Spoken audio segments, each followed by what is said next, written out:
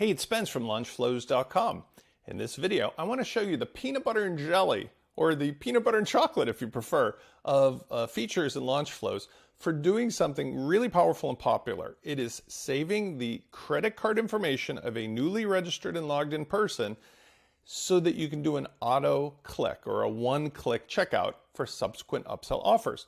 This is very powerful because it combines maybe 2 or 3 of the most usable features of LaunchFlows. First of all, the fact that you can leverage the automatically registering and logging somebody in silently without them realizing it. It's just a regular product, either for free or paid, but once they're inside, the second thing is that you're asking them for typically a first purchase, a lead magnet, something of low cost in order to get them to give you their credit card information.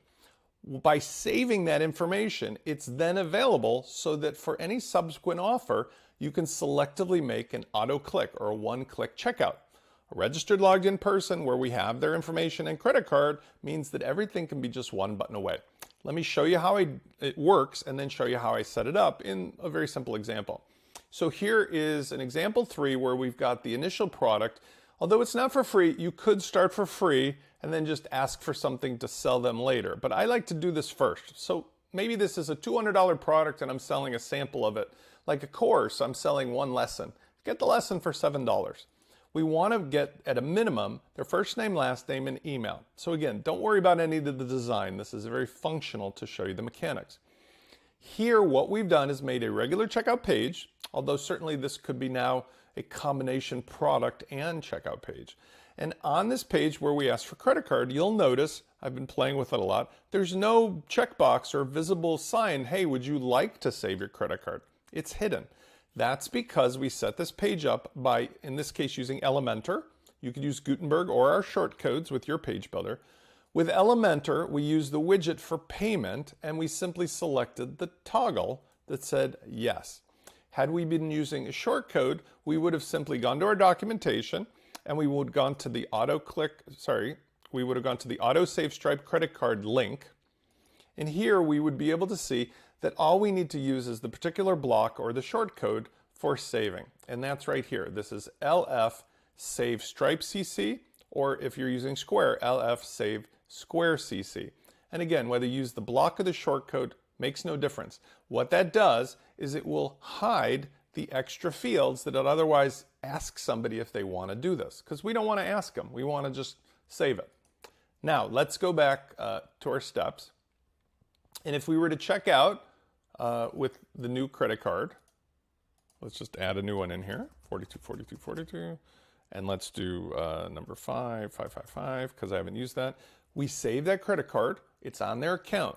Now we go to a thank you page that has also an upsell widget on it, or you could just directly offer something else. Here's the upsell widget where we're giving them a chance to either say, nah, I don't want anything else in addition to what I bought, or I do.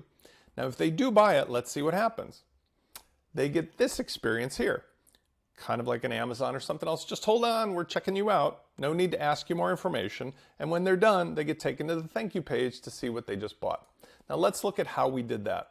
If we go on the back end here, we will look at the particular one-click checkout page. All it is a regular checkout page where we have added the auto-click component. That's it. So let's go over here, and it's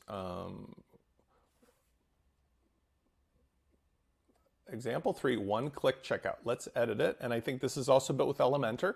You can build it again with Gutenberg blocks or shortcodes or your favorite other page builder.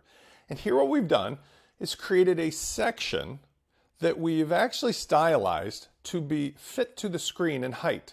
If you're otherwise familiar with your page builder tools, or if you're in Gutenberg, you can do 100 VH, 100% vertical height.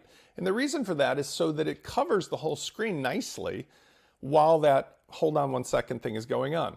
But in the event of a failure, when people scroll down, they'll still see the normal WooCommerce checkout in the event, for example, their credit card is expired or something else.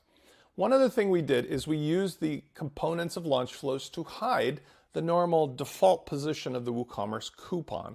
Normally that would be at the top of the page, so we just put it at the bottom and then we chose to hide it. Here in Elementor, there is an option. If you're using Gutenberg, just put the widget in place and type lf-hide. It does the same thing. And that's all there is to it. So as a result, we've got the main product where we collect first name, last name, email, and we get the credit card saved. Once they have purchased that, they're registered and logged in, and we make the post-checkout offer where, again, we are sending that product to the specific auto-click checkout. Let me clarify that too. With the post-checkout offer, we want to make sure that the product is set up so it's sending them not to the default checkout, but instead sending them to the special checkout with the auto-click on it. And so here we've got products, and I've got supplemental post-checkout product. You'll notice in LaunchFlows, the next step where it's sent is to this one-click checkout page, not the normal checkout. Now, there's nothing that says you can't have all of your products subsequently sent to the one-click checkout. As long as you know that the people are going to be registered and logged in and have a credit card, more likely than not, that'll be a successful way to do everything one click thereafter. This is Spence. I'll see you on the next video.